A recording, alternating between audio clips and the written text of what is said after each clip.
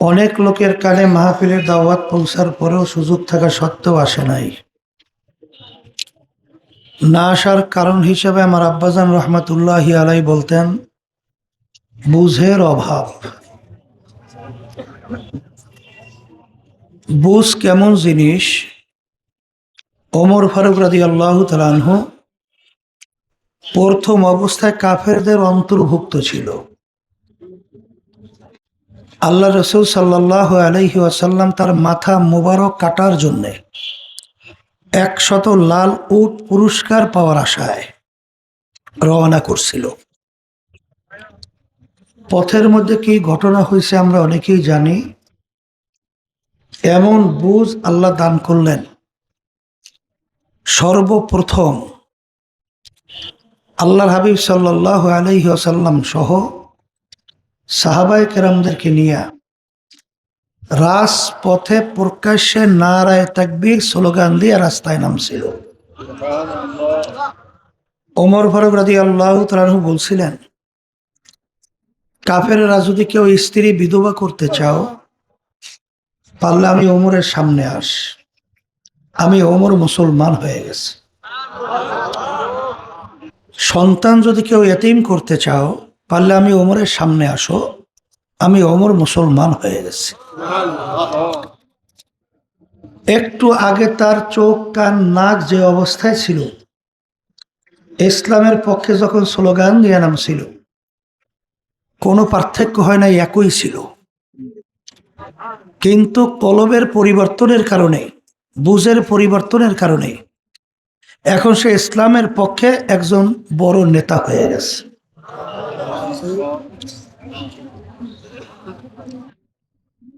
এখন কথা হলো, মাহফিল যে 3 দিন ব্যাপী বা ওলামায়ে কেরাম সারা দেশ ব্যাপী আপনাদেরকে দাওয়াত দেয়, কোরআনে বা হাদিসের কথা শোনায়, মূল লক্ষ্য উদ্দেশ্য হলো দিনের বুঝ ভিতরে পয়দা হওয়া, আখেরাতের উপরে ঈমান মজবুত হওয়া, আল্লাহ এবং আল্লাহ রসুল, বেহেশত ও জাহান্নামের উপরে ঈমান মজবুত হওয়া। কথা ঠিক না? কিন্তু এই বুঝ বুঝবে যারা মানুষ। কারা? আর সূরাতে দেখতে অঙ্গ প্রত্যঙ্গে মানুষ, কিন্তু ভিতরটা আবু জাহাল বা সাহেব আবুল হাম মার্কা, এরা কিন্তু বুঝবে না। এক কথায় বুঝাও বুঝবে না, বুঝাও বুঝবে না। আবু জাহাল তার নাম, কিন্তু আবু জাহাল না। আবু জাহাল শব্দের অর্থ কিন্তু মূর্খের বাপ। আবু জাহাল শব্দের অর্থ কি? কোন বাপ তার সন্তানের নাম মূর্খের বাপ রাখে? আসলে ইতিহাস পড়লে দেখবেন তার উপাধি ছিল আবুল হেকাম, বুদ্ধিমানের বাপ। আরবদের কাফেরদের বড় নেতা ছিল, লিডার ছিল। কিন্তু মূর্খের বাপ এই উপাধিটা কোথা থেকে আসলো? আল্লাহ এবং আল্লাহ রসুল তার উপাধি দিয়েছে মূর্খের বাপ। কারণ জানবেন না? কি কারণ? দুনিয়াটা কি স্থায়ী না ক্ষণস্থায়ী? কথা বলেন। কেমন ক্ষণস্থায়ী? আল্লাহ রসুল সাল্লাল্লাহু আলাইহি ওয়াসাল্লাম আলী রাদিয়াল্লাহু তাআলা আনহুকে বলছিলেন, আলী, তুমি মৃত্যুকে কত দূরে মনে করো? আলী রাদিয়াল্লাহু তাআলা আনহু বলছিলেন, হে আল্লাহ রসুল সাল্লাল্লাহু আলাইহি ওয়াসাল্লাম, আমি যখন নামাজ পড়ার জন্য ওযু করতে যাই, তখন আমি খেয়াল করি আমার জীবনের শেষ ওযু এইটাই হতে পারে। সামনের ওয়াক্তের নামাজের জন্য সুযোগ নাও পেতে পারি। তখন আল্লাহ রসুল সাল্লাল্লাহু আলাইহি ওয়াসাল্লাম বলছিলেন, আলী, তুমি তো ভুল করছো। এক নামাজ থেকে অন্য নামাজ আসতে মাঝখানে অনেক সময়ের ব্যবধান। মৃত্যু তো এত দূরে না। তুমি যখন নামাজের দিকে ডান দিকে সালাম ফিরাও, তখন তুমি খেয়াল করো আমি বাম দিকে সালাম ফিরাতে পারি কিনা। কথা বুঝেন? ডালে সালাম ফিরাইছেন, বামে সালাম ফিরাইতে পারেননি। এইভাবে মনে করো এই হলো দুনিয়া, এই হলো। আর আখেরাতের জিন্দেগি, আল্লাহ রসুল সাল্লাল্লাহু আলাইহি ওয়াসাল্লাম বলেন, পুরা দুনিয়াটা যদি একটা গোডাউন তৈরি করো, জমিন থেকে আসমান, পশ্চিম থেকে পূর্ব, উত্তর থেকে দক্ষিণ, জমিন থেকে আসমানের দূরত্ব আজ পর্যন্ত কেউ হিসাব করে শেষ করতে পারছে? পারবে কোনোদিন? পারবে না। এত দূরত্ব। আল্লাহ রসুল সাল্লাল্লাহু আলাইহি ওয়াসাল্লাম বলেন, এই পুরা ফাঁকা জায়গা যদি তুমি সরিষা দিয়ে ভইরা দাও, আর একটা পাখিকে যদি বলো, হে পাখি তুমি একটা সরিষার দানা খাবে, আবার 500 বছর পরে আর একটা সরিষার দানা খাবে, এরকম 500 বছর পর পর একটা একটা সরিষার দানা খেতে খেতে তামাম দুনিয়াময় গোডাউনের সরিষা একদিন না একদিন শেষ হবেই হবে। কিন্তু আল্লাহ রসুল সাল্লাল্লাহু আলাইহি ওয়াসাল্লাম বলেন, আখেরাতের জিন্দেগি শুরু হবে আর কোনো দিন শেষ না। কথা ঠিক কিনা? এই জন্য আমার ভাইদেরকে বলবো, এই ক্ষণস্থায়ীর জিন্দেগির পিছনে পইয়া যারাই চিরস্থায়ী জিন্দেগি আখেরাতের সম্বল সম্পদ কামাই না কইরা এই ক্ষণস্থায়ীর জিন্দেগির পিছনে পইরা জীবন ধ্বংস করে, এরা জ্ঞানী না বোকা? বলেন মুখ খুইলা। এই বোকাদের নেতৃত্ব দিত আবু জাহাল। এই বোকা দলের নেতৃত্ব কে দিত? এই জন্য আল্লাহ এবং আল্লাহর রাসূল তার উপাধি দিয়েছে মূর্খের বাপ। কথা বুঝাতে পারছি? আমার ভাইদেরকে বলবো, এই আবু জাহাল মার্কারা মাইক আমি যেরকম উঠছিলাম সেরকম রাখতে বলছিলাম, ওখানে কেউ বসা আছে মেশিনের কাছে, তাই মাইক শব্দ বাড়ে কমে কেন? টপ করে দূরের শব্দ এত বাড়লো কেনা বাড়ায়? প্রথম আমি বসার পরে যেই অবস্থায় ছিল ওই অবস্থায় রাখতে বলছিলাম, কথার আগে শব্দ টাইনে নিয়ে গেলে তো বয়ান করা যাবে না। তাই যেই কথা বলতে চাইছিলাম,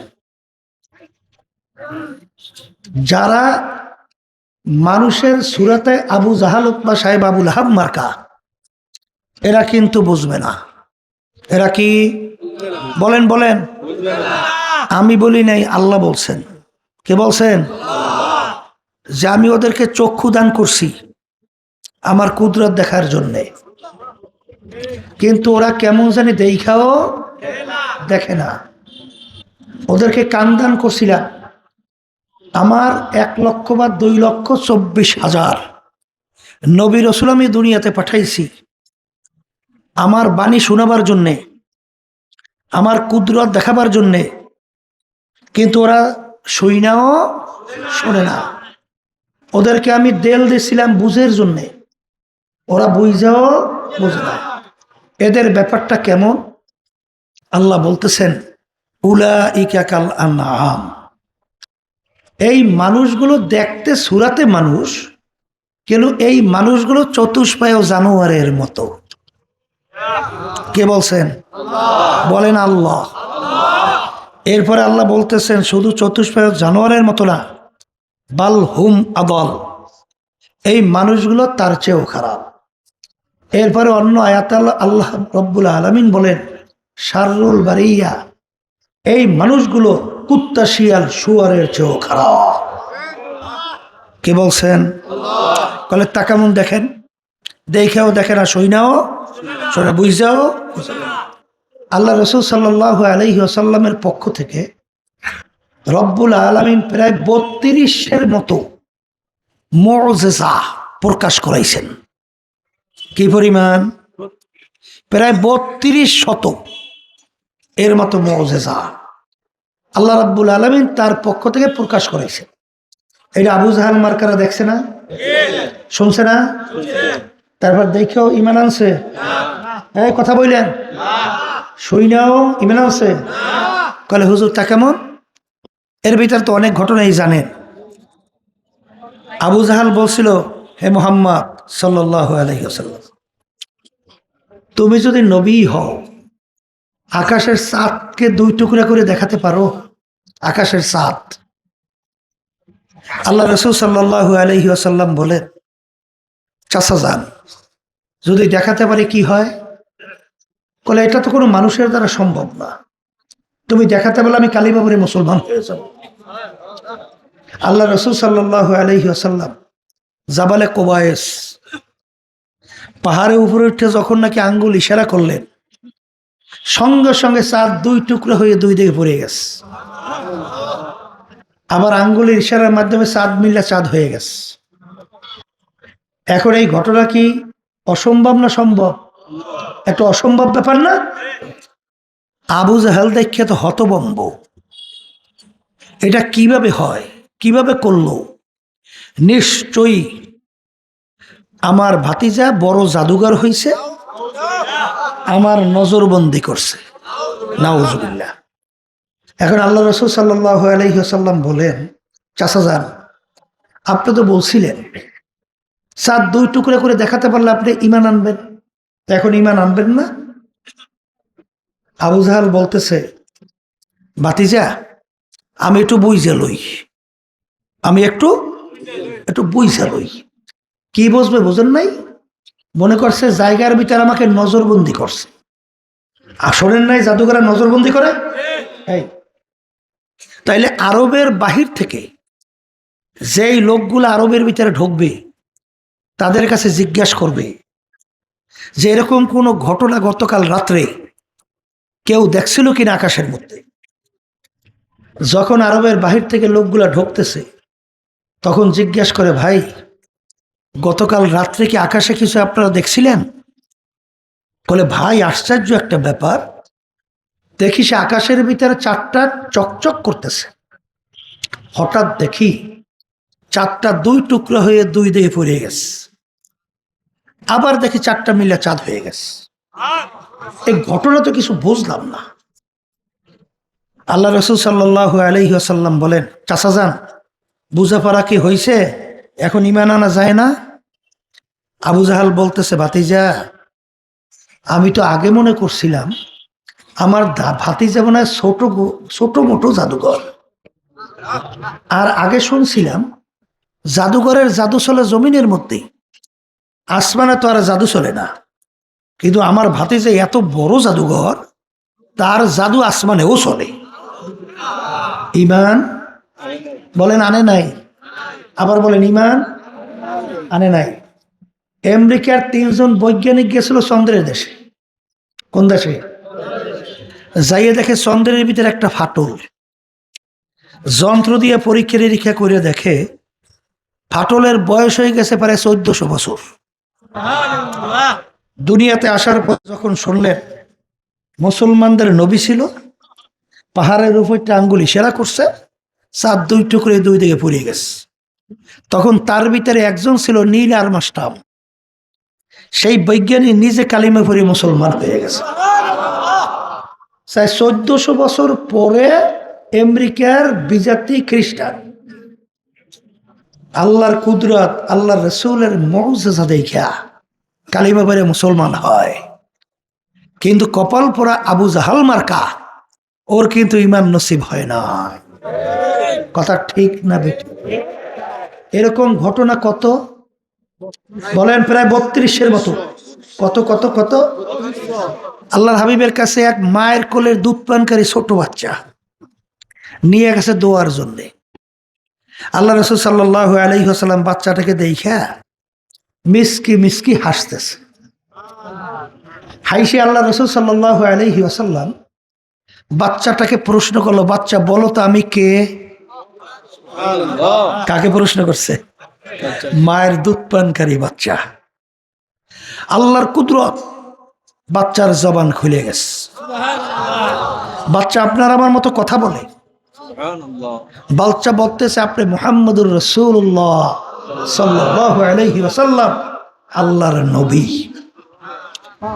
এই ঘটনা আবু জাহাল মার্কা, উতবা সাহেব আবুল হাম মার্কা শোনে নাই? দেখে নাই? ইমান আনছে?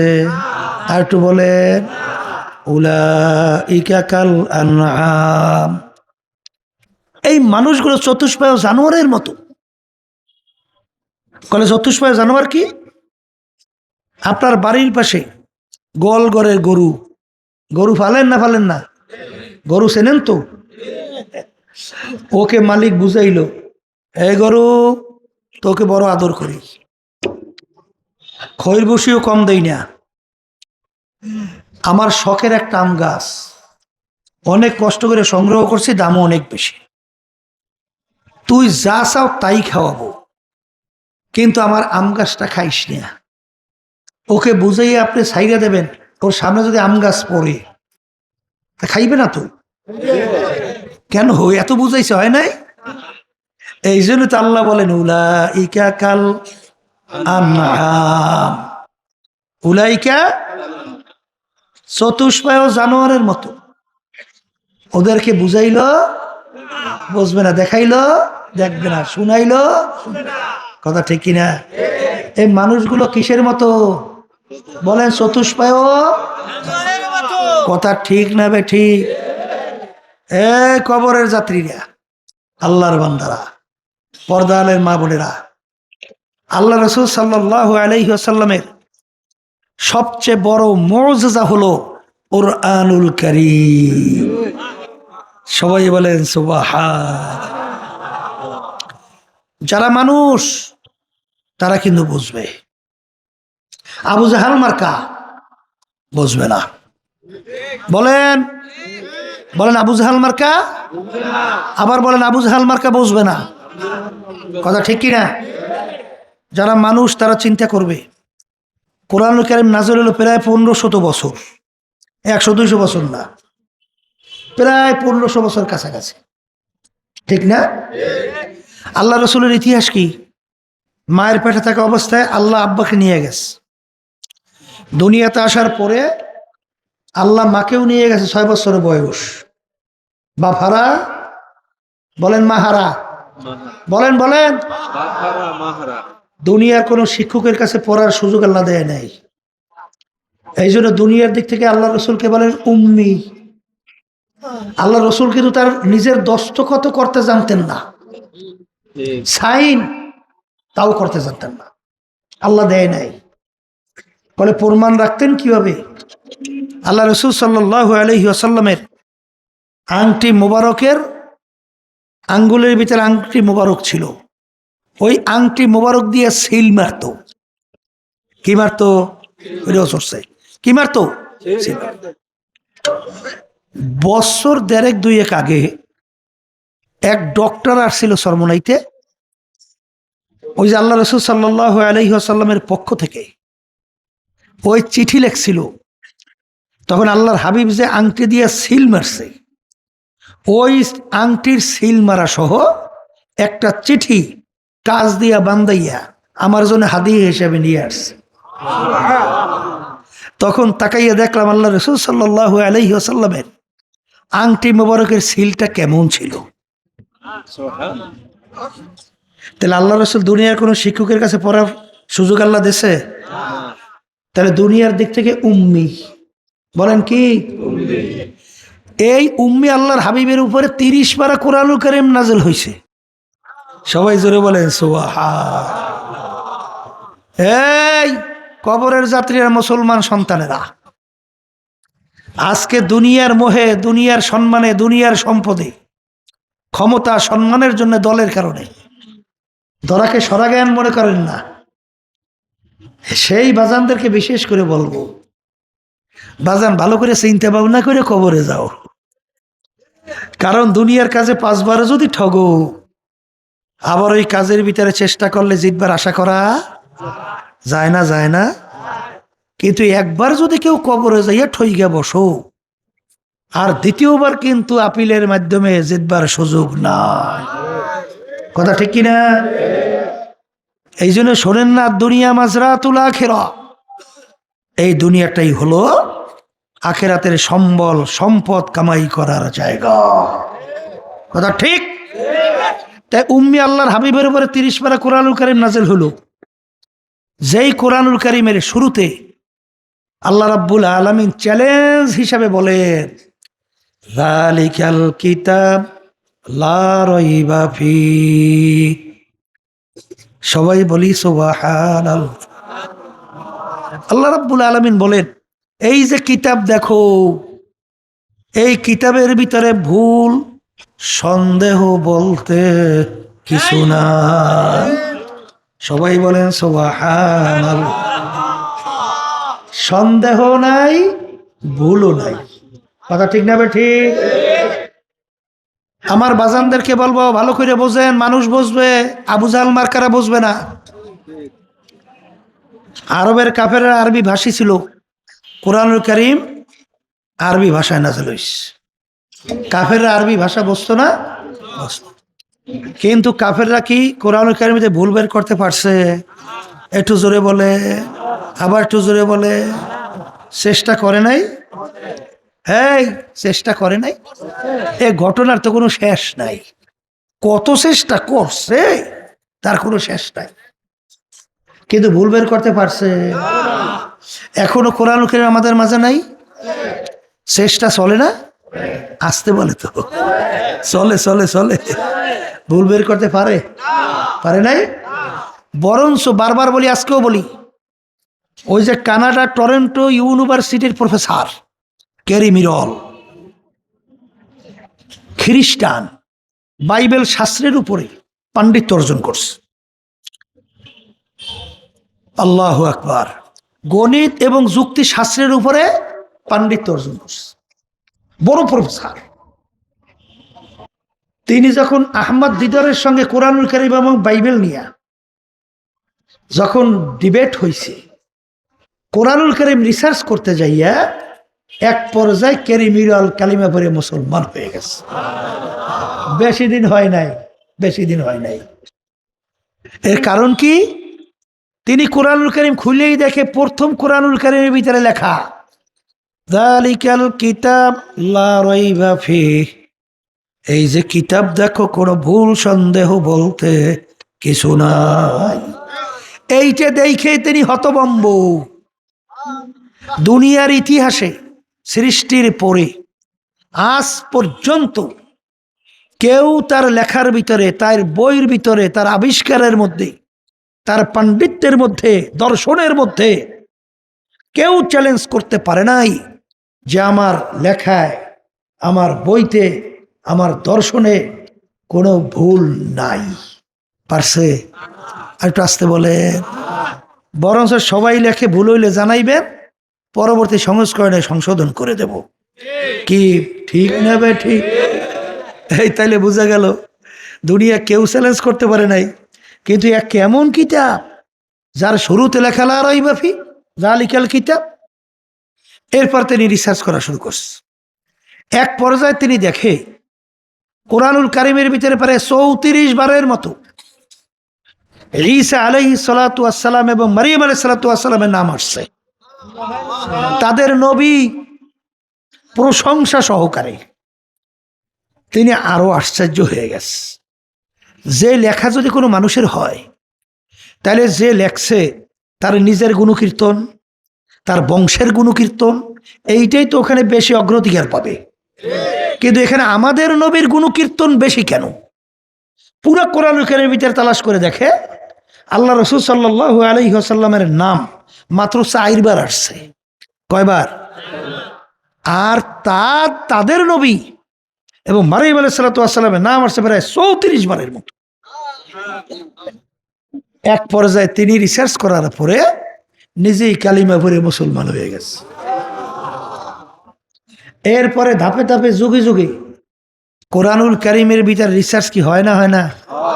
এখনো চলে কি চলে না? আমার বাজানদেরকে সংক্ষেপে বলি, পর্দা আলে মা বোনরা যারা শুনছেন, খ্রিস্টানদের ভাষা কি আরবি না ইংরেজি?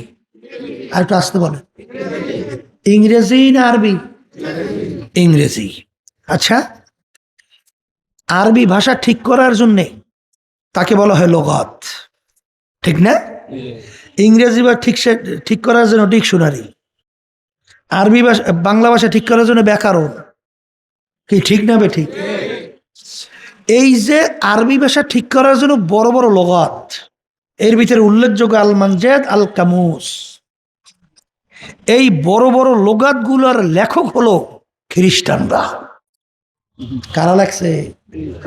আচ্ছা বলেন তো, খ্রিস্টানদের ভাষা হলো ইংরেজি, ওদের আরবি ভাষার উপরে এত পাণ্ডিত্য অর্জন করার কি দরকার ছিল? ওই যে কোরআনুল কারীমের ভিতরে চ্যালেঞ্জ, যালিকাল কিতাব লা রাইবা ফি, সুবহানাল্লাহ বলেন না? আলহামদুলিল্লাহ, আল্লাহু আকবার, সুবহানাল্লাহ, এগুলো না বললে সব আমলনামায় জমা হয়? তাই চুপ করে মুখ বন্ধ করে তাহলে সব ঢোকে কিভাবে? বলেন সুবহানাল্লাহ। এই আল্লাহর বান্দারা, এরকম ইতিহাস হাজার হাজার আছে না নাই? এখন আমার বাজানদেরকে এই কথার মাধ্যমে আমি কি বুঝাইলাম? পর্দালে মা বোনরা শুনতেছেন, কি বুঝলেন? যে কোরআনুল কারীম সত্য। আবার জোরে বলেন, কোরআনুল কারীম সত্য। সত্য। এখন কোরআনুল কারীম যদি সত্য হয়, কোরআনুল কারীমে যে আল্লাহ যা যা বলছেন তা কি? তাও তো সত্য। কথা বলেন না? এই জন্য আমি আপনাদের সামনে যে আয়াত শরীফ তেলাওয়াত করছি, এখানে আমরা যারা আসছি, বাড়ি ঘর সমস্ত কাজকর্ম বাদ দিয়া এই ঠান্ডার মধ্যে কষ্ট স্বীকার করিয়া একটা উদ্দেশ্য লক্ষ্য নাই? কি উদ্দেশ্য লক্ষ্য? এই দুনিয়ার থেকে বিদায় নিয়া আখিরাতের জিন্দেগি স্থায়ী শান্তি বেহেশতের ভিতরে যাব। কথা ঠিক? আর জাহান্নাম ওই কঠিন আযাব থেকে যেন মুক্তি পায়, এই আশাই তো মাহফিল আশা। আসতে বলে কথা ঠিক না? ঠিক। তাহলে এই আমাদের উদ্দেশ্য তো ঠিক আছে। তাই উদ্দেশ্য যদি ঠিক হয়, ওই কোরআনুল কারীমের ভিতরে আল্লাহ রাব্বুল আলামিন বলেন, ইন্নাল্লাযীনা আমানু ওয়া আমিলুস সলিহাত কানাত লাহুম জান্নাতুল ফিরদাউসি নুজুলা। হে আমার বান্দা বান্দিরা, তোমরা যারা বেহেশতে যাইতে চাও, দুইটা কাজ করতে হবে। জোরে বলেন কয়টা? মুখ খুলে বলেন কয়টা? এক নম্বর বলেন ঈমান আনতে হবে। বলেন মুখ খুলে বলেন, ঈমান আনতে হবে। দুই নম্বর বলেন আমলে সলেহ করতে হবে। মানে নেক কাজ। আমল মানে কাজ, সলেহ মানে নেক। নেক কাজ করতে হবে। কয়টা কাজ? মুখ খুলে বলেন, আবার বলেন। প্রথম, এরপরে নেক কাজ। এখন আমার বাজানদেরকে বলি, পর্দা আলে মা বোনরা যারা শুনতেছেন, নেক আমল কাজে লাগার জন্যে সর্বপ্রথম শর্ত হলো ঈমান থাকতে হবে। ঈমান আছে তো ছোট নেক কাজও কাজে লাগবে। আর ঈমান যদি না থাকে, বস্তা ভরা নেক আমল কোনো কাজে লাগবে না। একটা উদাহরণ দিলে বুঝবেন। আবু তালেবের নাম শুনছেন? আল্লাহ রসুল সাল্লাল্লাহু আলাইহি ওয়াসাল্লামের চাচা না? না ঠিক আছে না বেঠিক? আল্লাহ রসুলকে এত সহযোগিতা করার দ্বিতীয় ওই সময় কেউ ছিল? তাহলে আল্লাহ রসুলকে যদি সাহায্য করে, সহযোগিতা করে, এর সেই নেক আমল বড় কি হইতে পারে? পারে? কিন্তু আবু তালেব কি বেহেশতে যাবে? কেন যাবে না? বলেন, ঈমান না থাকার কারণে তার নেক আমলের কোনো মূল্য। তাহলে নেক আমল কাজে লাগার জন্য সর্বপ্রথম শর্ত কি? এখন ঈমান কি জিনিস, আর ঈমানটা আনতে হইবে কোন ধরনের? আল্লাহ রাব্বুল আলামিন ওই সত্য কালামের ভিতরে বলতেছেন, আমিনু কামা আমানান নাস। তোমরা ঈমান আনবা, ঈমানের ধরনটা কেমন হবে? বলেন সাহাবায়ে কেরামরা যেভাবে ঈমান আনছিল, ঈমানের ধরন হবে কাদের মতো? আবার বলেন। আমি বলছি না আল্লাহ বলছেন? এখন আমার বাজানদেরকে বলি, ঈমান একটা আরবি শব্দ, বাংলা অর্থ হলো বিশ্বাস। বাংলা অর্থ বিশ্বাস। এই বিশ্বাস আবার তিন জিনিসের সমন্বয়, একটা বাদ দিলে ঈমান থাকবে না। বলেন, মুখে স্বীকার করা আল্লাহ একজন, অন্তরে বিশ্বাস করা আল্লাহ একজন, কাজে প্রমাণ করে দেখানো আল্লাহ একজন। এই তিনটে যখন এক হবে সে হলো ইমানদার। কথা ঠিক? এই আল্লাহর বান্দারা, আমরা যখন ঈমান আনছি তখন কি বলছি? খায়রিহি ওয়া শাররিহি মিনাল্লাহি তাআলা ওয়াল বাসি বাদাল মাউত। বলেন, বাসই না মারই না মালিককে? ভালো মন্দের মালিককে? রিজিক দেওয়ার মালিককে? আইন দেওয়ার মালিককে? সমস্ত ক্ষমতার মালিককে? এইটা মুখে বলছেন, অন্তরে বলেন আল্লাহ, কাজে কথা ঠিক? বুঝে কইছেন না? না বুঝে? আচ্ছা, এখন আসি আমার বাজানদেরকে বলি। বলছিলাম সমস্ত ক্ষমতার মালিকও আল্লাহ, রিজিক দেওয়ার মালিক আল্লাহ, মারণ্য বাসন্য মালিকও আল্লাহ, আইন দেওয়ার মালিকও। বর্তমানে বাংলাদেশের কথাই বলি। এই প্রচলিত গণতন্ত্র, তার প্রবক্তাকে আমেরিকার প্রাক্তন প্রেসিডেন্ট আব্রাহাম লিঙ্কন। তিনি বলছিলেন, government of the people, by the people, for the people. তিনি এক কথায় বোঝাতে চায় সমস্ত ক্ষমতার মালিক জনগণ। একটু নাউজুবিল্লাহ বলেন। এই নীতি আদর্শ বিশ্বাস করে কিন্তু বিএনপি, আওয়ামী লীগ, জাতীয় পার্টি, এক কথায় যারা দুনিয়ামুখী দলগুলো আছে, এক কথায় শেষ। কথা ঠিক? এখন আমার বাজানদেরকে বলি, আপনি তো বলছিলেন ক্ষমতার মালিক আল্লাহ, আইন দেওয়ার মালিক আল্লাহ। আমাদের কথাটা কেমন হবে বলেন মুখ খুইলা? বাইদা আল্লাহ, ফরদা আল্লাহ, অবদা আল্লাহ। কথা ঠিক আছে? এই হইল ইমানদার। কথা ঠিক? এক শ্রেণী আমার বাজানরা, পর্দালে মা বোনরা, আমার বাজানেরা মসজিদে নামাজ পড়তে যায়, কার হুকুম পালন করে? বলেন আল্লাহর। নামাজ পড়ে কাকে খুশি করার জন্যে? সেজদায় পড়ে তাসবিহ আদায় করে কাকে খুশি করার জন্যে? রুকুতে যাইয়া তাসবিহ আদায় করে কাকে খুশি করার জন্যে? মাশাআল্লাহ। তাই মসজিদে গেল আল্লাহকে খুশি করার জন্য। আর মসজিদ থেকে বের হইয়া তখন যারা সমস্ত ক্ষমতার মালিক মনে করে জনগণ, তাদের দল করে, তাদের পক্ষ অবলম্বন করে, তাদের পক্ষে স্লোগান দেয়। আচ্ছা, এখন বলেন তো, যে সমস্ত ক্ষমতার মালিক জনগণ, আপনি নামাজ পড়লেন আর বাইরে নাইমা করলেন জনগণ ক্ষমতার মালিক উৎস। এখন আপনি বলেন আপনার ইমানের অবস্থান কি? ঝামেলা বাজছে? একটু বলেন, ঝামেলা বাজছে না বাজে নাই? এক শ্রেণী আমার বাজার না মনে করে মসজিদে যাই আল্লাহকে খুশি করি, বাহিরে নামি দল দলের নেতা নেত্রী খুশি করি। আছে না নাই? এই আল্লাহর বান্দারা, আমি বলি নেই, আল্লাহ রাসূল সাল্লাল্লাহু আলাইহি ওয়াসাল্লাম বলেন দুনিয়া এবং আখিরাতের সম্পর্ক কেমন? আল্লাহ রাসূল বলেন কাযুররাতাইন,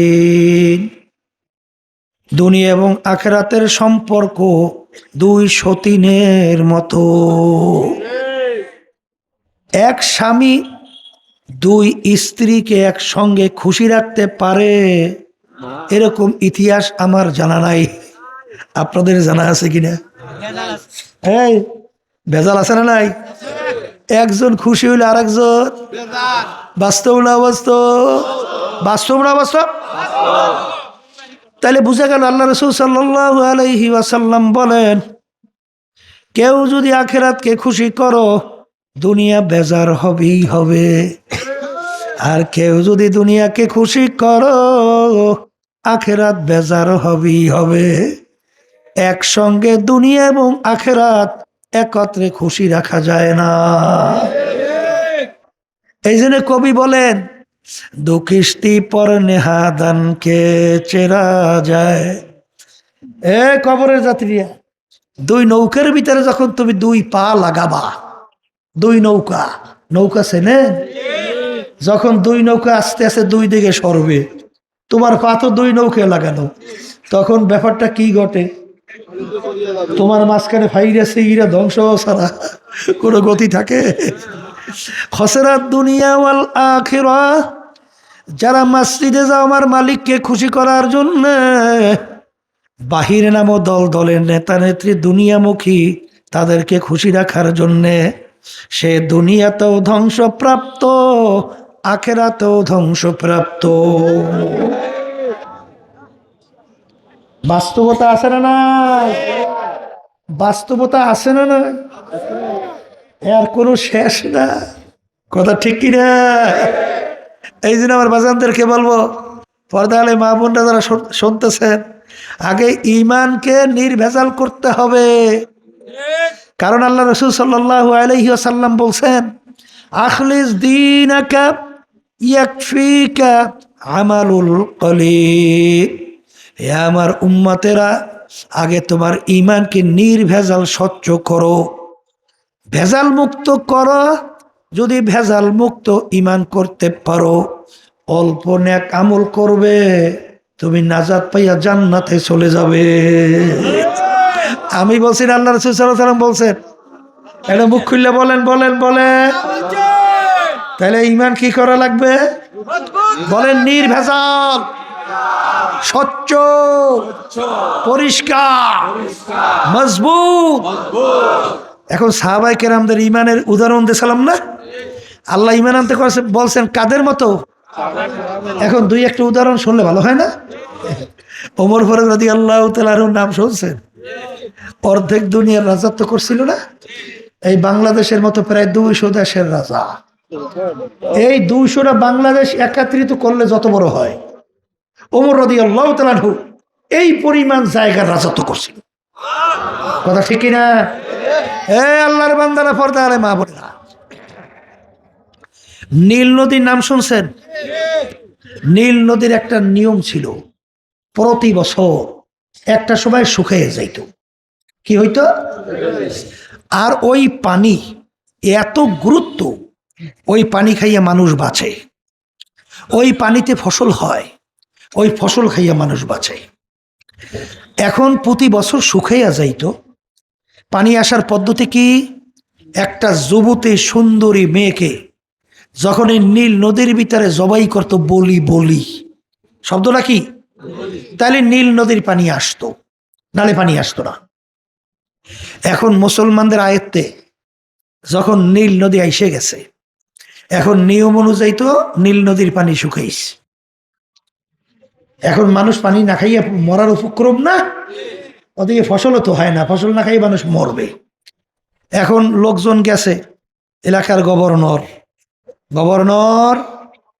নীল নদীর পানি শুকাইছে, নিয়ম যুবতী সুন্দরী একটা মেয়েকে বলি দেওয়া লাগবে, নালে পানি আসবে না, মানুষ না খাইয়ে মরবে। এখন পালা কি? কি আমাদের যুগ যদি হইতো, আল্লাহ মাফ করুক, তাহলে অনেক ফতুয়া বাইরেই তো না? এই আগে লক্ষ লক্ষ মানুষের জীবন বাঁচাও, একটা জীবন যায় যাওক। আরে বিভিন্ন সময় আমরা মাসালা ফিট করি না, মন্দের বালা। এই কথা বললে 53 বছর যেই দেশের মধ্যে 92% জনের মতো মুসলমান বসবাস করে, যেই দেশের ভিতরে বলা হয় শাহজালালের পুণ্যভূমি, পাশে ঘুমাইয়াস আল্লাহু আকবার, যেই জমিনের মধ্যে লক্ষ লক্ষ শাহপরান রহমাতুল্লাহি আলাইহি আল্লাহর ওলিরা ঘুমাইয়াস, যেই দেশের রাজধানীকে বলা হয় মসজিদের নগরী ঢাকা, আজানের শব্দে বাচ্চাদের ঘুম ভেঙে যায়, আবার আজানের শব্দে বাচ্চারা মায়ের কোলে ঘরে যায়। সেই দেশের ভিতরে 53 বছর আল্লাহ এবং আল্লাহর রাসূলের নীতি আদর্শ ইসলাম পরাজিত না বিজয়? পরাজিত। একটু আসতে বলেন না। এত মুসলমান, এত উলামায়ে কেরাম, এত তলেবে ইলম, জুমার দিনে মসজিদে মুসল্লি ধরে না, সেই দেশের ভিতরে ইসলাম পরাজিত। এর ব্যাপার কি? এই 53 বছর পর্যন্ত আমাদের অনেকের ভূমিকা ছিল পরগাছা। পরগাছা বোঝেন? অন্য গাছের উপরে ঠেক দিয়া ওর জীবন বাঁচায়, ওর কিন্তু কোনো গোড়া নাই, শিকড় নাই, ওকে বলে পরগাছা। কথা ঠিক কিনা? তাই পরগাছা আর গাছ কি এক? পরগাছার কোনো মূল্য আছে? তাই 53 বছর আমাদের অনেকের ভূমিকা ছিল পরগাছা, বারবার বারবার বারবার মন্দের ভালো ভালো ভালো ভালো ভালো কইয়া ইসলাম নামক বৃক্ষটা দুর্বল হইতে হইতে এক পর্যায়ে জবাই হয়ে গেছে। কথা বলেন না, না ভুল বলছি? না ভুল বলছি? এই বিভিন্ন ফতুয়া বাইরিয়েছে না এখন, সাহাবায়ে কেরামদের ঈমানটা কেমন? হায় হায় হায়। ওমর ফারুক রাদিয়াল্লাহু তাআলা আনহু, তার কাছে সংবাদ গেল আমির, নীল নদীর পানি শুকায়া গেছে, একটা যুবতী সুন্দরী মেয়েকে যদি বলি জবাই করা না হয়, পানি আসবে না আর মানুষও বাঁচবে না। এখন ইসলামের ভিতরে একটা সুন্দরী মেয়েকে জবাই দেওয়া জায়েজ আছে না? আর একটু আসতে বলে জায়েজ না? এখন মানুষ দিয়ে লক্ষ লক্ষ মরে, এখন ফালা কি? আমির কাছে সংবাদ পৌঁছলো, আমির বলে বলো কি, বলো কি? হ্যাঁ, নীল নদীর পানি শুকিয়ে গেছে, একটা সুন্দরী মেয়েকে জবাই করলে পানি আসবে, আর নাহলে পানি আসবে না। তাইলে মেয়ে জবাইয়ের ভিতরে ক্ষমতা পানি আসা না আসার, আমার আল্লাহর ক্ষমতা কোথায়? এর নাম হলো ঈমান। আমির নীল নদীর কাছে চিঠি লেখে, হে নীল নদী, তুমি যদি আল্লাহর হুকুমে জারি হও তাইলে তুমি জারি হইয়া যাও, আর যদি আল্লাহর হুকুমে তুমি জারি না হও তোমার পানি আমাদের লাগবে না। এই রেজেকের মালিক, এটা রেজেকের মালিক কে? বাসনে মারুনে মালিক কে? এর নাম হলো ঈমান। চিঠি লেখে নীল নদীর কাছে, যাও এই চিঠি নিয়ে নীল নদীতে ফালাও। যখন চিঠি নিয়ে নীল নদীর ভিতরে ফালাইল, সঙ্গে সঙ্গে সোম সোম কইরা নীল নদী পানিতে পরিপূর্ণ।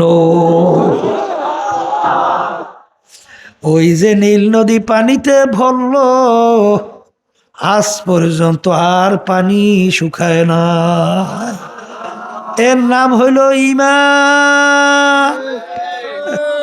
এর নাম হইল ঈমান। ঈমান আনতে হবে কার নিয়মে? বলেন সাহাবায়ে কেরামদের নমুনা। এই ইসলামের সামনে, কোরআন এবং হাদিসের সামনে কোনো কৌশল মৌশল খাটে না, ও কোনো কৌশল মৌশল নাই। অমেয়া বাদ দাও, এই যারাই কৌশলী হয়েছে ওরাই ধ্বংস হয়েছে। অত চালাক মালাক এই কোরআন হাদিসের সঙ্গে খাটে না, ইসলামের সঙ্গে চলে না। ঈমানকে নির্ভেজাল করো, নেকামল অল্প করো।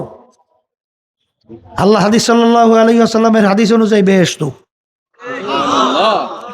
আর ঈমান যদি নির্ভেজাল না থাকে, ভেজাল যুক্ত হয়, সারা রাত্র তাহাজ্জুদের নামাজ পড়বা, সবসময় রোজা রাখো, হজ বারবার কইর, এরপর আরো আরো যা আছে সব দান সদকা করতেই থাকো, ঈমানে ভেজাল, কোন নেকামল কাজে লাগবে না।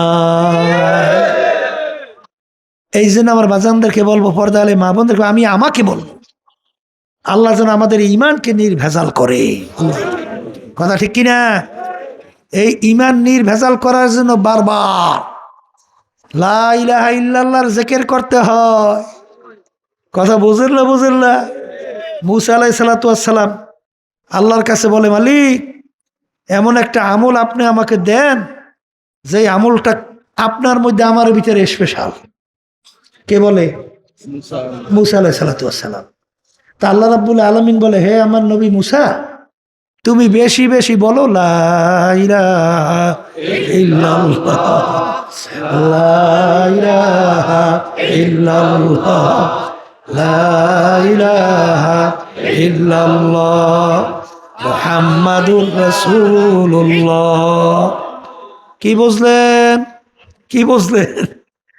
মুসা আলাইহিস সালাতু ওয়াস সালাম বলে, মালিক এ কেমন আমল দিলেন, কেমন কালিমা শিখাইলেন? আমি তো চাইছিলাম আপনার আমার ভিতরে স্পেশাল, এত সবাই এই কালিমা পড়ে। আল্লাহ রাব্বুল আলামিন ডাক দিয়ে বলে, হে জামানার নবী মুসা, এই কালিমার যে কত ওজন আপনি যদি জানতেন, দুনিয়া এবং যত কিছু আছে সব যদি এক পাল্লায় রাখো, আর শুধু কালিমাকে যদি আর এক পাল্লায় রাখো, কালিমার এত ওজন, ওই ওজনে কালিমার পাল্লা ডাইবে যাবে। এই লা ইলাহা ইল্লাল্লাহ পড়ি তো ঠিক, হক পা, তার হক আদায় করে যদি কেউ কালিমা পড়তে পারে, ফাদা খালাল জান্নাহ। আল্লাহ রাসূল সাল্লাল্লাহু আলাইহি ওয়াসাল্লাম বলেন, সে বেহেশতে ঢুকে যাবে। কথা ঠিক না ঠিক? লা এমন ভাবে টান দেওয়া লাগবে, ডান দিকে ঘুরাইয়া নাই, কি নাই? বলেন, আমার পীরগিরি নাই, আমার মুফতিগিরি নাই, আমার এমপিগিরি নাই, আমার মেম্বারগিরি নাই, আমার চেয়ারম্যানগিরি নাই, আমার টাকার গরম নাই, আমার সওদাগরগিরি নাই, আমার 5 তলা 10টা বাড়ি, 10টা 5টা বাড়ির কোনো গরম নাই, আমি সভাপতি সেক্রেটারির কোনো গরম নাই, নাই নাই নাই নাই, আল্লাহ বাদে কেহ মাবুদ নাই। হে আল্লাহর বান্দারা, লা বইলে ডাইনে যখন ঘুরাবা, এই কলব থেকে গায়রুল্লাহকে ফালাও। কি ফালাবা? আবার বলো, গায়রুল্লাহকে ফালাইতে হবে কলব থেকে, পরিষ্কারভাবে টান দাও আর গায়রুল্লাহকে ফালাও। এরপরে গায়রুল্লাহ যখন শেষ হবে, তখনই মালিকের সঙ্গে যোগাযোগ করো। हर तमन्ना दिल से रुखसत हो गई, हर तमन्ना दिल से रुखसत हो गई, अब तो आजा अब तो खिलवत आ गई। এ আমার দয়ার মালিক, তুমি এখন একটু আমার কলবের দিকে তাকাইয়া দেখো, একেবারে কলব পরিষ্কার, নির্ভেজাল। এখন দয়াময় করে তুমি এখন একটু আমার কলবের দিকে একটু তোমার রহমতের নজরে তাকাও, এখন আমার দিকে একটু রহমতের নজরে তাকাও। কথা ঠিক না বে? ঠিক। এই জন্য আমার বাজানদেরকে বলতেছি, পর্দালে মা বোনরা যারা শুনতেছেন, ইমান কি করা লাগবে? বলেন নির্ভেজাল। আবার জোরে বলেন। এই ভালো মন্দের মালিকও আল্লাহ, রিজিক দেওয়ার মালিকও আল্লাহ। এখন আবার এই কথা শুনিয়া কেউ কাজকর্ম বন্ধ করিয়া হাত পা সাইরে দিয়া বিছানে নাকে তৈল দিয়ে টানি টেনে ঘুমাইয়েন না। কলে তাকি রেজেক কামাই করার জন্য, সাধ্য অনুযায়ী চেষ্টা করার জন্য আমার মালিক হুকুম করছে। এক শ্রেণী বর্তমানে কিন্তু হয়েছে দরবেশ। কি হয়েছে? আবার একটু বুজুর্গিও দেখায়। কি দেখায়? ব্যবসা বাণিজ্য ছাড়ছে, কাজকর্ম ছাড়ছে, এখন সে সংসারে দিয়েও ঠিকঠাক নাই। অনেক দরবেশকে শুনছি ঘরের ভিতরে স্ত্রীর লাগে কোনো ভালো সম্পর্ক নাই, ওরা দরবেশ, ওরা দরবেশ। হ্যাঁ, ওর কিসের দরবেশ? হ্যাঁ, কিসের দরবেশ? নামি গুয়াম কে আজ দুনিয়া জুদাবাস, বাহার করে কে বাসিবা খোদাবা। আমার মালিক বলেন নাই ব্যবসা বাণিজ্য দুনিয়ার সমস্ত কার্যক্রম বাদ দিয়া জঙ্গলে যে আমার ইবাদত করো? এটা আমার মালিক বলেন নাই। সংসার ঠিক রাখতে হবে, ব্যবসা ঠিক রাখতে হবে, কিন্তু ওই প্রতিটা কাজের মধ্যে আল্লাহর স্মরণ থাকতে হবে। এই কোরআনুল কারীমে আল্লাহ কি বলেন? হাইদা কুদিয়াতিস সালাহ, তোমরা যখন নামাজ জুমার কথা বিশেষ করে বলছে আদায় করো, এরপরে ফা শব্দ আছে, ফা ফা। কি শব্দ? ফা ব্যবহার হয় মাঝখানে কোনো বিরতি লম্বা সময় না দিয়া এর পরক্ষণে কাজ করা, সেখানে ফা শব্দ ব্যবহার হয়। আর সুম্মা আসে একটু বিলম্বে, এখানে ফান্তাশিরু, ফিল আরদ। আমার মালিক বলেন জুমার নামাজ আদায় করার পরে আর দেরি বেশ না কইরা জমিনের ভিতরে নামো হালাল রেজেক কামাই করার জন্যে। কথা ঠিক না ভাই? ঠিক। এই হালাল রেজেক যে কামাই করবা, আমার মালিক বলতেছেন ফান্তাশিরু ফিল আরদ ওয়াবতাগু মিন ফাদলিল্লাহ ওয়াযকুরুল্লাহা কাসীরা। এই কামাই যে করবা, এই কামাইয়ের ভিতরেও আমার স্মরণ বেশি বেশি করবা। যেই কামাইটা আমার মালিক খুশি না বেজার। কথা ঠিক না ভাই? ঠিক। তাহলে ঈমান কি করতে হবে? নির্ভেজাল। বলেন বলেন, খাঁটি স্বচ্ছ। কথা ঠিক না? এরপরে দ্বিতীয় বলছিলাম বেহেশতে যাওয়ার জন্য কি লাগবে? বলেন নেক আমল। মুখস্থ করেন, আবার বলেন। কে বলছেন? কে বলছেন? এখন ভালো কাজ, আমল মানে কাজ, এই ভালো কাজ কোনটা এইটা নিয়ে কিন্তু সমাজে ঝামেলা আছে। আবার একটু বলেন, সমাজের মধ্যে কি আছে? যেমন আমরা চরমনাইয়ালারা বলি যে এই আমলটা ভালো, এই আমলটা। আবার দেখবেন আটরশি, রাজারবাগ, দেওয়ানবাগ, সুরেশ্বর বা আরো ধরেন আরো আওর আওর আওর আওর। কথা ঠিক না ভাই? ঠিক। ধরেন তারাও তো একটা পথ দেখায়, দেখায় না? দেখায় না? আচ্ছা, আবার আওয়ামী লীগ তো একটা পথ দেখায়, বিএনপি তো একটা পথ, জাতীয় পার্টি একটা পথ, আর চরমনাইয়ালার আমরা একটা পথ। আবার বিভিন্ন বিভিন্ন পথ দেখায় কি দেখায় না? এই বাজারের ভিতরে বিক্রেতা মাল নিয়ে গেছে, কি করবে? মাল বিক্রি করবে। আচ্ছা, বিক্রেতা যখন মাল বিক্রি করতে যায়, কেউ কি বলে আমার মালটা খারাপ? আসতে বলে? বলে? বলে? কিন্তু যে ক্রেতা, তার কিন্তু যাচাই বাছাই কইরে তারপর কিন্তু কিনতে হবে। কথা ঠিক। ছোটবেলায় মনে আছে, ছোটবেলায় মনে আছে, অনেক সময় আম্মা বাজার করতে পাঠাইছে আমাকে বাজারে। এখন ইলিশ মাছ উপর দিয়ে দেখতে একটা চকচক করে, তার মাছ তো কিনে নিয়ে আসছে, বাড়ি এসে দেখি পচা। কথা বলছে। এখন আম্মা বলে কি মাছ আনছো? পচা মাছ। আমি করে দেখতে তো চকচকেই দেখায়। কলে জানো না, ইলিশ মাছের গালি উঠেই দেখবি, ওই গালি উঠেইলি মনে পড়ে যাইটি আর কি। দেখবি যখন মাছটা কি আসলে পয়সে গেছে না ভালো আছে। তাই ক্রেতারা যখন বাজারে বাজার করে, তখন তার দায়িত্ব কর্তব্য পরীক্ষা নিরীক্ষা কইরা তারপর সদয় করা। কথা ঠিক না ভাই? ঠিক। তাই বাজার এরকম বিভিন্ন ঝামেলা ভালো কাজের ব্যাপারে সমাজের মধ্যে আছে না? না? হ্যাঁ। এখন বাজানদেরকে বলবো, সব মাল কেনা যাইবে না, পচা কেনা যাইবে না, ভালো মাল কিনতে হবে। এখন ভালো মাল কোনটা শোনেন, কোরআনুল কারীমের ভিতরে প্রত্যেক নামাজের মধ্যে আল্লাহ রাব্বুল আলামিন আপনাকে আমাকে শিক্ষা দেয়, ইহদিনাস সিরাতাল মুস্তাকিম। মাবুদ, এ আমার মালিক, আপনি আমাকে সিরাতাল মুস্তাকিম দেখান, সিরাতাল মুস্তাকিমে চালান। কথা ঠিক। সিরাতাল মুস্তাকিম কোনটা? আবার আল্লাহ শিক্ষা দেয়, সিরাতাল্লাযীনা আন'আমতা আলাইহিম, যেই পথে চলার পরে আপনার পক্ষ থেকে যাদের উপরে নেমাত বর্ষিত হয়ে গেছে, অর্থাৎ যাদের উপরে আপনি রাজি খুশি হয়ে গেছেন, তাদের পথে আমাদেরকে চালান।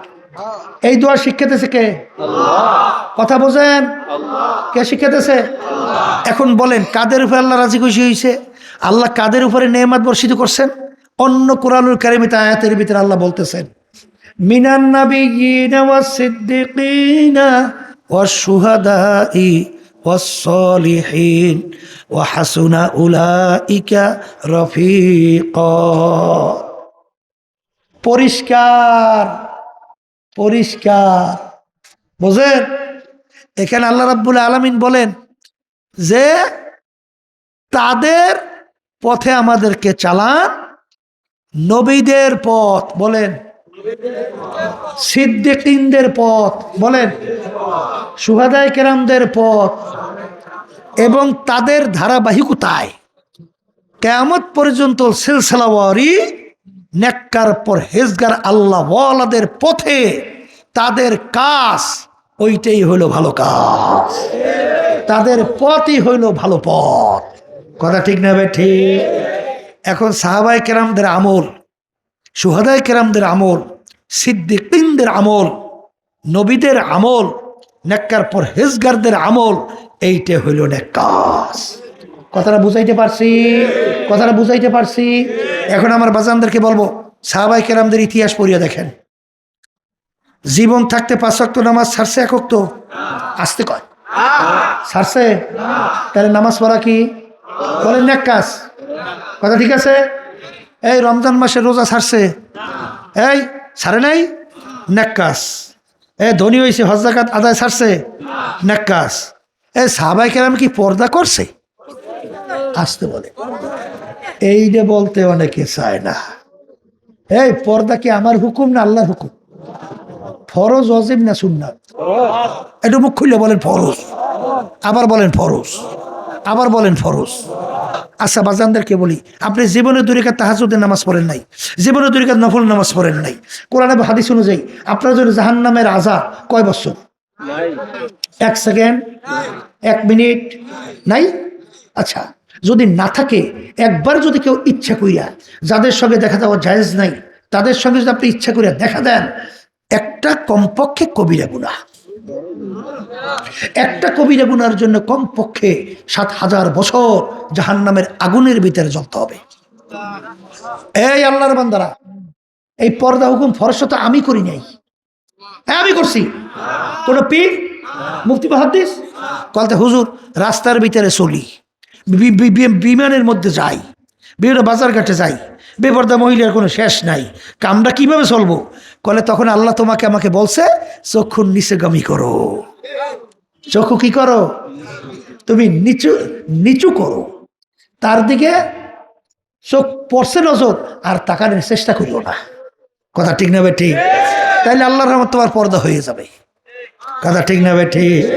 আচ্ছা তাহলে পর্দা আল্লাহর হুকুম ফরজ, এখনো তোমার আমার হুকুম না, ঠিক কিনা? কিন্তু বর্তমানে বেপরদার ফাল্লাহ, বেপরদার। এখন সব যদি বেপরদা হয়ে যায়, আল্লাহর হুকুম পর্দা ফরজ কি রহিত না থাকবে? আসতে বলে থাকবে। এখন তো অনেকেই বেপরদায় চলে, তোমারও চলতে হইবে। এখন সাহাবায়ে কেরামদের আমল দেখতে হবে। কথা কয় না? কথা ঠিক না বেঠি? পর্দা কিন্তু আল্লাহর হুকুম ফরজ। আর কোনোদিন নবী আসবে না, আর কোরআনুল কারীম নতুন ভাবে আর নাজিল হবে না, আর কোরআনুল কারীমের ভিতরে কোনো পরিবর্তন আসবে না। আর আল্লাহর হুকুম পর্দা ফরজ, কোনো দিন রহিত হবে না। জোরে বলো কথা ঠিক না বেঠি? আল্লাহর বান্দারা, পর্দা আলে মা বোনেরা শোনেন, আল্লাহ বলছেন নবীদের আমল, শুহাদায়ে কেরামদের আমল, এই সিদ্দিকিনদের আমল, তাদের ধারাবাহিকতায় কিয়ামত পর্যন্ত এই নেককার পরহেজগার আল্লাহ ওয়ালাদের কাজই হলো নেক আমল। কথাটা বুঝাইতে পারছি এতক্ষণ বুঝিয়ে না? আলহামদুলিল্লাহ, আল্লাহ আপনি কবুল করেন, আল্লাহ নেক আমল করার তৌফিক দান করেন। ঝামেলা তো অনেকই আছে না, বিশেষ করে আমার যুবক বাবারা, ওরা কয় হুজুরে যা কন এই বয়সে পারা যায় না, একটু বুড়ো টুড়ো হইয়ে লই, এরকম আছে না নাই? কিন্তু যুবক আল্লাহর রূপে তাওয়াক্কুল কইরে সামনে চলো, দেখ আল্লাহ রাস্তা খুলে দেবে।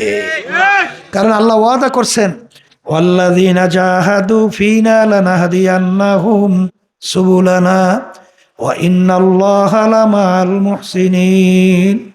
হে আমার বান্দা বান্দিরা, যত বিপদ মুসিবত পাহাড় পরিমাণ আসুক না কেন, তুমি যদি আল্লাহ মাফে তাওয়াক্কুল কইরা রাস্তার সামনে চলো, বহুত রাস্তা চলার তোমাদের জন্য আমি মালিক জিম্মা হয়ে গেলাম, জিম্মাদার হয়ে গেলাম, আমি রাস্তা খুইলা দেব।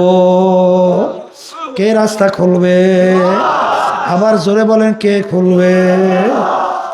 কবরের যাত্রীরা, আল্লাহর বান্দারা, পর্দার আড়ালের মা বোনেরা, বাজান রে, কবরে কিন্তু কোনো দলাদলি নাই, কোনো বংশের পরিচয় চলবে না।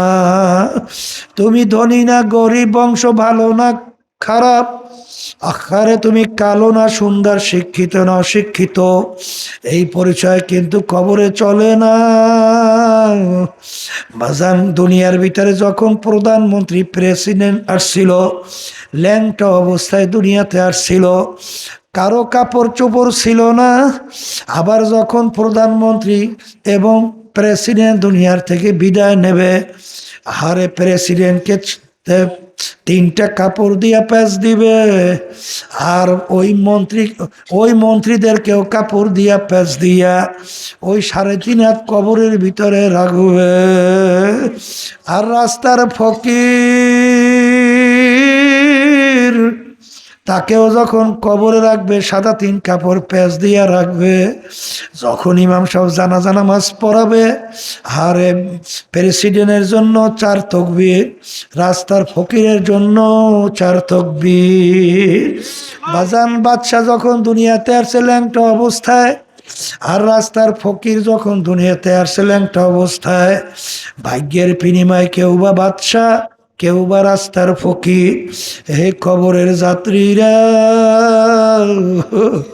কিয়ামতের ময়দানে অনেক বাদশা ফকির হইয়া উঠবে, আর অনেক ফকির আল্লাহর ফজলে বাদশা হইয়া উঠবে।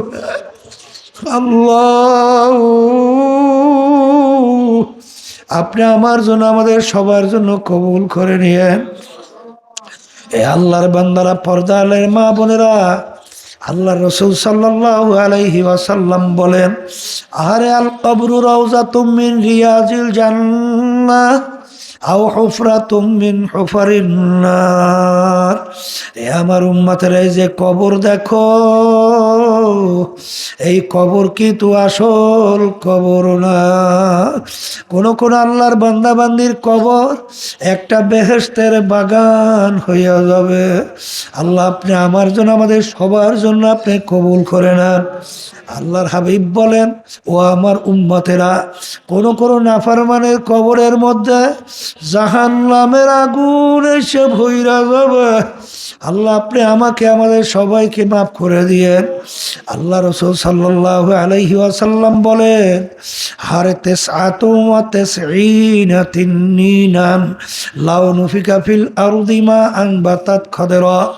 এই কবরের যাত্রীরা শূন্য রাখো, আমি বলি নাই, কোনো পীর বলে নাই, কোনো মুফতি বলে নাই, কোনো মুহাদ্দিস বলে নাই। আল্লাহ রাসূল সাল্লাল্লাহু আলাইহি ওয়াসাল্লাম বলছেন, আমরা শুধুমাত্র নাকেল আপনাদের কাছে শোনাইতেছি। আল্লাহর হাবিব বলেন, কোন নাফরমানের কবরের মধ্যে একটা নয়, দুইটা নয়, 99টা বিষাক্ত সাপ জমা হইয়া যাবে। আল্লাহ, আপনি আমাকে, আমাদের সবাইকে মাফ করে দিয়ে। ওই সাপ কেমন বিষধর সাপ হবে? আল্লাহ রাসূল সাল্লাল্লাহু আলাইহি ওয়াসাল্লাম বলেন, ওই সাপ যদি দুনিয়ার দিকে মুখ কইরা ফুক দিত, কোনো গাছপালা মাথা জাগাতে পারতো না। কিয়ামত পর্যন্ত ওই সাপ নাফরমানকে পেঁচাইয়া তারপর ঠুকরাইতে থাকবে। আল্লাহ, আপনি আমাকে, আমাদের সবাইকে মাফ কইরা দিয়েন। আখারে আল্লাহ রাসূল সাল্লাল্লাহু আলাইহি ওয়াসাল্লাম বলেন, আরে নাফরমান কবরের ভিতরে যখন যাবে, 2 পাশ থেকে এমন ভাবে মাটি চাপ দেবে, সাহাবায়ে কেরামদের সামনে আল্লাহর হাবিব যখন বয়ান করতেছেন, আল্লাহর হাবিব আঙ্গুলের এরকম আঙ্গুল ফাঁকা কইরা, আল্লাহর হাবিব বলেন, এক আঙ্গুল যেরকম অন্য আঙ্গুলে ঢুইকা যায়, এরকম মাটির চাপে নাফরমানে এক পাজরে হাড্ডি অন্য পাজরে ঢুইকা যাবে। আল্লাহ, আপনি আমাকে, আমাদের সবাইকে মাফ করিয়ে দিন। আল্লাহ, ওখানে 2 জন আন্দা বয়রা ফেরেশতা কিয়ামত পর্যন্ত নাফরমানকে পিটাইতে থাকবে। আল্লাহ, আপনি আমাকে, আমাদের সবাইকে মাফ করে দিয়ে। এ দুনিয়াদার পাগল আমার বাবারা, সইনা রাখো। বাজান রে, আমি বলি নাই, আল্লাহ রসুল আল্লাহ রাব্বুল আলামিন বলছে, আরে কিয়ামতের ময়দানে মানুষ উঠবে। আমরা যে সূর্য দুনিয়ার থেকে দেখতেছি, এই সূর্য দুনিয়ার থেকে 9 কোটি 30 লক্ষ মাইল দূরে অবস্থান করতেছে। বাজান সূর্যের যেদিকে তাপ বেশি উপরের দিকে, তাপ কম নিচের দিকে, কিয়ামতের ময়দানে আমার মালিক এই সূর্য এক হাত বা সোয়া হাত মাথার উপরে উব্বুর কইরা ছাইরা দেবে। বাজার 9,30,00,000 মাইল দূর থেকে সূর্য যখন এই ঠান্ডা জমিনের ভিতরে গরমের সময় তাপ দেয়, তোমার আমার কলিজা শুকাইয়া পানির জন্য অস্থির। কেউ বা ছায়ায় গাছের নিচে দৌড়ায়, কেউ বা ঘরের নিচে ছায়ায় যায়। ওই সময় যদি কাউকে টিনের চালের মধ্যে 1 ঘন্টা বাইদা রাখা হয়, মনে হয় আর জ্যান্ত তালাশ করে পাওয়া যাবে না। কিয়ামতের ময়দানে এই সূর্য 1 হাত বা সোয়া হাত আমার মালিক উব্বুর কইরা ছাইরা দেবে। ছাইরা দিয়া বলবে, ও সূর্য, তোর ভিতরে যত তাপ আছে ছাড়ো, নাফরমান বুঝুক আমি মাওলা কেমন। কিয়ামতের ময়দানটা তামার জমিন হবে, গাছ নাই, ঘর নাই, বাড়ি নাই, বাগুন্যাও কোনো জায়গা নাই। আখারে ওই সূর্যের তাপে তামার জমিনটা পুইরা লাল চামড়ার মতো লাল হইয়া যাবে। আল্লাহ! আর ওই সময় আল্লাহ রাব্বুল আলামিন 7 প্রকার লোককে ডাইকা ডাইকা তার স্পেশাল আরশের নিচে ছায়া দান করবে। এর ভিতরে 1 প্রকার হুব্বু ফিল্লাহ, বুগজু ফিল্লাহ। যারা দুনিয়া থাকা অবস্থায় সম্পর্ক মুহাব্বত রাখবেও আল্লাহকে রাজি খুশির জন্যে, আর সম্পর্ক ছাড়বেও আমার আল্লাহকে রাজি খুশির জন্যে, এই শ্রেণীর আল্লাহর বান্দা বান্দিদেরকে আমার মালিক তার স্পেশাল আরশে ছায়া দান করবে।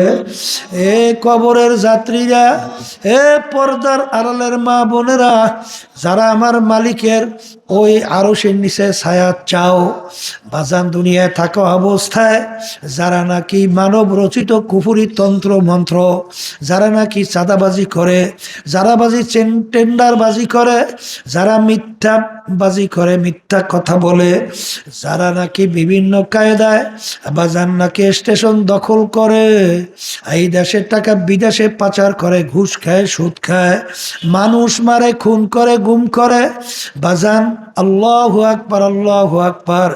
এদের সঙ্গে যদি তোমার সম্পর্ক মোহাব্বত থাকে, তুমি এই হাদিস অনুযায়ী কিয়ামতের ময়দানে মালিকের আরশে ছায়া পাবে না। জোরে বলো, কথা ঠিক না ঠিক? মোহাব্বত রাখবেও কার খুশির জন্য? মোহাব্বত ছাড়বো কার খুশির জন্য? হুব্বু ফিল্লাহ, বুগজু ফিল্লাহ। যারা দুনিয়ার ভিতরে থাকা অবস্থায় যারা মোহাব্বত রাখবে আমার মালিককে খুশির জন্য, মোহাব্বত ছাড়বেও আমার মালিকের খুশির জন্য, তারা কিয়ামতের ময়দানে ওই সূর্যের তাপ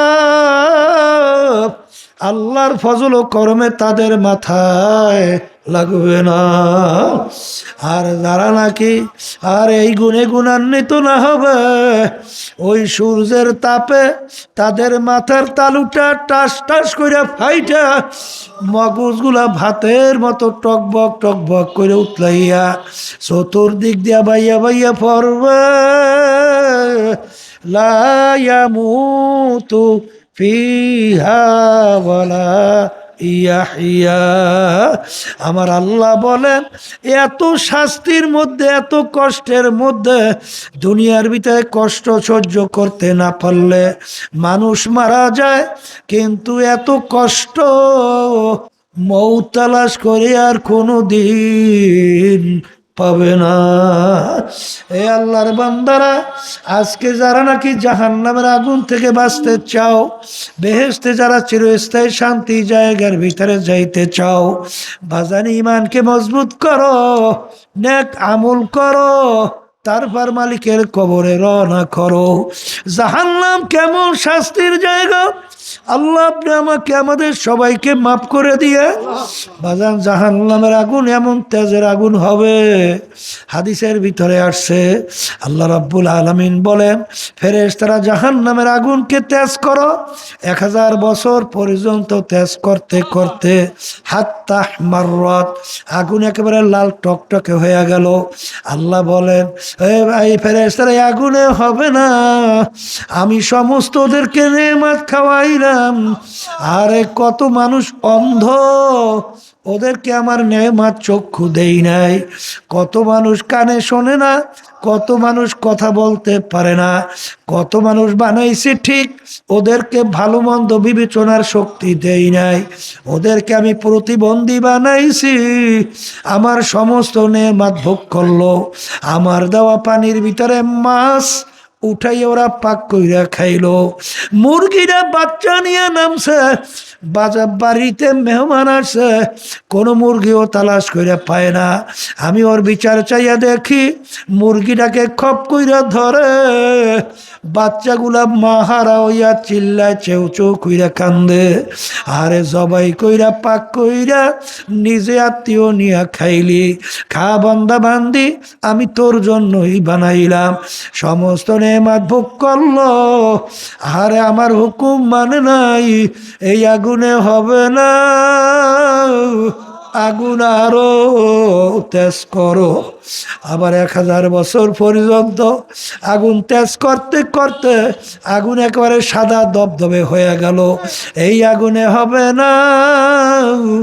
আমি ওর বিচার চাইয়া চাইয়া দেখি ওর বাড়িতে গাভী গরু পালে, বাচ্চাটাকে নিয়ে রাত্রে এক জায়গায় রাখে, গরুটাকে রাত্রে আর এক জায়গায় বাঁধে। যখন ছোট বাচ্চা রাত্রে গলা শুকাইয়া যায়, বাচ্চা আম্বা আম্বা কইয়া ডাক দেয়, মনে হয় যেন বাচ্চা ডাক দিয়া বলে মা গো আমার গলা শুকাইয়া গেছে, আমাকে একটু দুধ দাও, গলা ভিজাবো, ঠান্ডা করবো। গরু কেমন জানি উত্তর দেয়, বাচ্চারে আমার মালিক তোকে আমাকে বানাইছে বন্দা বান্দির খেদমতের জন্যে,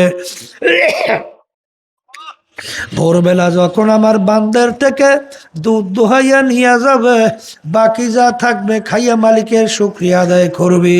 আমার মালিক বলে ওই বাচ্চাটাকে আমি দুধ না খাওয়াইয়া ওকে আমি খাওয়াইলাম, এই আগুনে হবে না, আগুন আরো তেজ করো।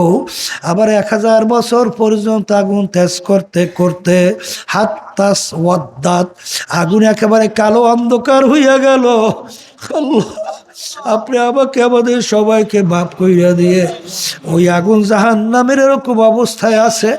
এখন ওই আগুন সম্পর্কে আমার মালিক নিজে কোরআনুল কারীমের ভিতরে বলেন, নারুল্লাহিল মুকাদাতুল্লাতি তাত্তালিউ আলাল আফিদা, জাহান্নামের আগুন এমন তেজের হবে, শরীরে যে কোনো জায়গায় লাগার সঙ্গে সঙ্গে ওই আগুন যাইয়া কলিজা পর্যন্ত পয়সা যাবে। আল্লাহ আল্লাহ আপনি আমাকে আমাদের সবাইকে মাফ করিয়ে দিন। বাজার আমি বলি নাই, কোনো পীর বলে নাই, কোনো মুফতি বলে নাই, আল্লাহ বলছেন আমি শোনাইতে আসি।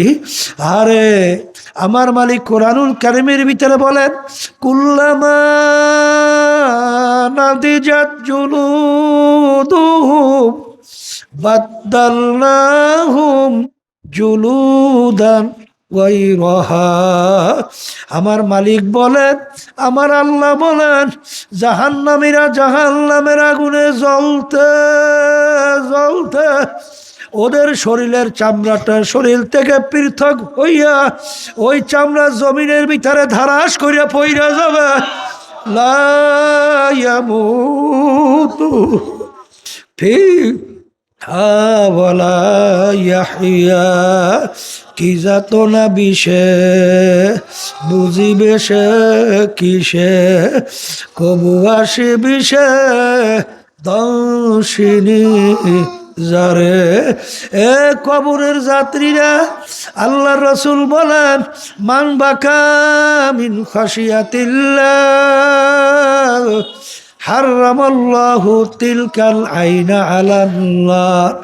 যেই চক্ষু আমার মাওলার ভয়, আমার মাওলার জাহান্নামের আগুনের আযাবের ভয়, যেই চক্ষু কাঁদবে ওই চক্ষুর জন্য জাহান্নামের আগুন হারাম হইয়া যাবে।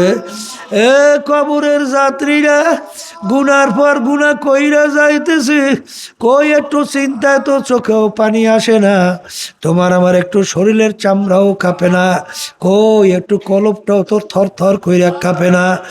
আরে যেই মামলার তদবির নাই ওই মামলারও কিন্তু খালাস নাই। এই জন্য আমার বাজানদেরকে বলবো, পর্দালে মামুনদেরকে বলবো, দলাদলি ছাড়ো, কারণ কবরে কিন্তু কোনো দলাদলি নাই। বাজান, ইমানকে মজবুত করার জন্য, নেক আমলের ভিতরে মজা পাওয়ার জন্য এই যে তরিকা শোনো, এই যে পীর মুরিদি শোনেন, আমাদের এই চরমনার তরিকার নাম হলো সিস্তিয়া সাবিরিয়া তরিকা। বাজান কোনো দলাদলি বুঝি না বাজান, আমাদের দায়িত্ব, আমাদের উদ্দেশ্য হলো দিনের দিন নেকের দিকে দেল ঝোঁকা, বাজার ইমান নির্ভেজাল মজবুত হওয়া, চোখে পানি আসা, কলম নরম হওয়া, আমার মালিকের পাগল হওয়া, তারপর দুনিয়ার থেকে বিদায় নিয়ে ইমান সহকারে কবরে যাওয়া। জোরে বলেন কথা ঠিক না ঠিক? বাজান কোনো দলাদলি বুঝি না, যেখানে গেলে ইমান মজবুত হবে, নেক আমল বাড়তে থাকবে, বাজান রে গুনার থেকে ফেরা যাবে, চোখে পানি আসবে, আর জাহান্নামের ভয়, মাওলার আযাব গজবের ভয়, গুনার কথা মনে কইরা এরকম জায়গায় যাইয়া তওবা কইরা মাওলার পাগল হইয়া তারপর দুনিয়ার থেকে বিদায় নিয়ে কবরে যাওয়া লাগবে। মালিকের কাছে দোয়া করো, আমার মালিক বড় দয়ার, বড় মায়া। আখারে দুনিয়া আজকে বাপ মার সঙ্গে কঠিন অন্যায় করলে অনেক সময় তেজ্য পুত্র করিয়া ঘর থেকে বের করে দেয়। আমার মালিকের সমস্ত নেয়ামত ভোগ করলাম, আমার মালিক তোমাকে আমাকে তার রহমত থেকে বঞ্চিত করে নাই, নেয়ামত থেকে বঞ্চিত করে নাই, তার জমিন থেকেও ভাগাইয়াও দেয় নাই, বরং আমার মালিক বলেন আয়া আয়া। তুই যদি পাহাড় পরিমাণে গুনাহ কর, শিরকের মতো যদি গুনাহ হইয়া যায়, যদি দুই চোখের পানি ছাইরা যদি তুই দেলটাকে ভাইগা খালেস তাওবা কইরা আমার দরবারে হাত উঠাইয়া যদি করুণ সুরে ডাক দাও, এ দয়ার মালিক নাফরমান তোমার দরবারে হাজির, তুই ডাক দিতে দেরি, আমার রহমতের কোলের ভিতরে টাইনা জাগা দিতে দেরি করব ওলা ফাসাও ফাতার ইদিন কাশাফাল গুবার আফরাসুন তাহতার জুলকা আমে হেমারো। হে চক্ষু খোলা দুনিয়া আমার বাবারা, হে বড় লোক আমার বাবারা, হে পীর আলেম মুফতি আমার বাবারা, আজকে চক্ষু খোলা দুনিয়ায় আমি পরিচয় দেয় আমি পীর, কেউ মুফতি, কেউ মুহাদ্দিস, কেউ বড় ধনী, কেউ চেয়ারম্যান, কেউ মেম্বার, কেউ এমপি, কেউ মিনিস্টার, কেউ বড় বংশের, কেউ বড় শিক্ষিত, কেউ সম্মানিত। এই পরিচয় কয়দিন, যে কয়দিন চক্ষু দুনিয়ায় খোলা থাকবে, আর যেদিন চিরতরে চক্ষু বন্ধ, যখন হায়াতের বেলা শেষ হবে, তখন তুমি দেখতে পাবে তুমি অমুক তমুক সমুক না খোদা না খাস্তা জাহান্নামের একজন কয়েদি। এই জন্য আমার বাজানদেরকে বলবো, পর্দা আলে মা বোনদেরকে বলবো, মালিকের কাছে দোয়া করো, মালিকের কাছে দোয়ার মতো চাওয়ার মতো যদি চাইতে পারো, আমার মালিক মাহরুম করবে না। আল্লাহুম্মা আমিন। হে ঘরের মেয়ে লোকেরা হাত উঠা, ওনার কথা মনে করো, দু চোখের পানি ফালা, আমার মালিকের দরবারে কান্দ আর মাপ চাও।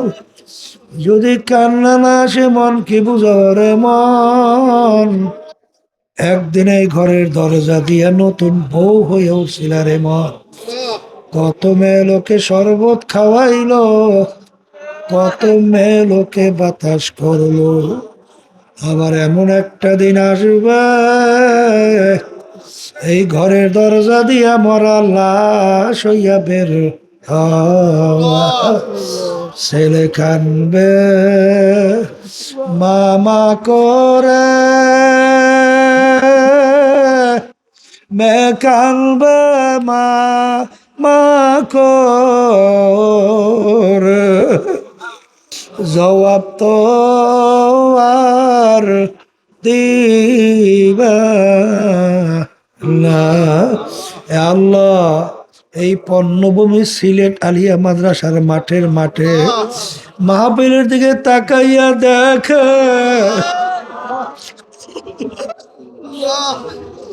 কত সাদা দাড়িওয়ালা আমার বাবাদেরকে নিয়ে হাত তুললা,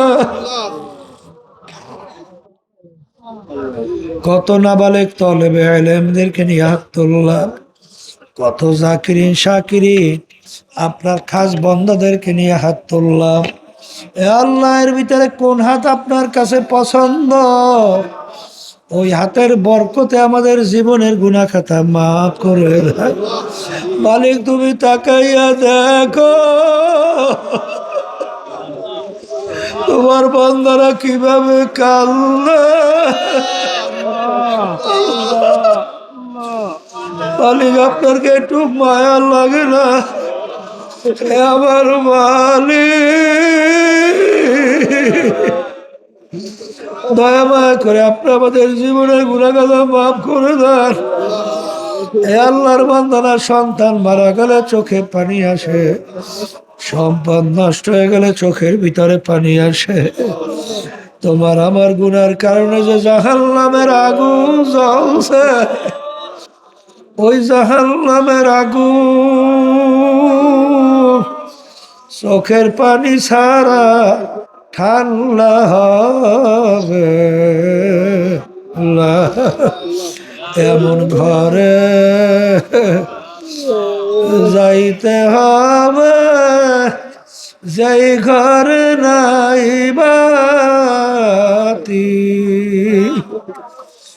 এমন ঘরে থাকতে হবে যেই ঘরে নাই সাথী। আল্লাহ, আল্লাহ কে কোন নিয়তে হাত তুলছে জানি না, আল্লাহ আমাদের সবার দিলের নেক মাকসাদ পুরা করে দেন। এ আল্লাহ, জফুল কালাম আপনার হাতে, দয়াময় করে আপনাদের আমাদের দিলকে আপনার মুখী করে দেন। আল্লাহ, শয়তান এবং নফসের ধোঁকার থেকে আপনি আমাদেরকে হেফাজতে রাখেন। আল্লাহ, যতদিন দুনিয়াতে রাখবে মুসলমান অবস্থায় রাখিয়েন। আল্লাহ, ইমান সহকারে ডাক দিয়েন। আল্লাহ, আমাদের পাশেই ঘুমায়ের আছে শাহজালাল রহমাতুল্লাহ আলাইহি, আল্লাহ তার দরজা আপনি বেহেশতে বুলন্দ করে দেন। তার রুহানি ফয়জ ও বারাকাত আমাদেরকে নসিব করেন। শাহপরান রহমাতুল্লাহ আলাইহি সহ সমস্ত কুতুবের দরজা বেহেশতের ভিতরে বুলন্দ করে দেন। তাদের রুহানি ফয়জ ও বারাকাত আমাদেরকে নসিব করেন। আল্লাহ, এই মাহফিলকে আপনি হেদায়েতের নসিব বারাকাত জরিয়া বানায়া দেন।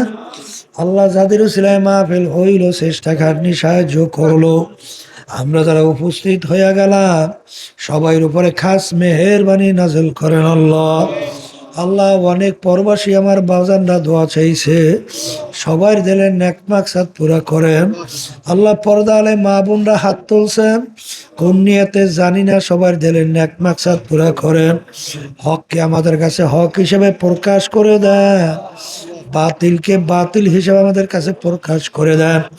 আমাদের সবাইকে হকের পক্ষে থাকার তৌফিক দান করেন।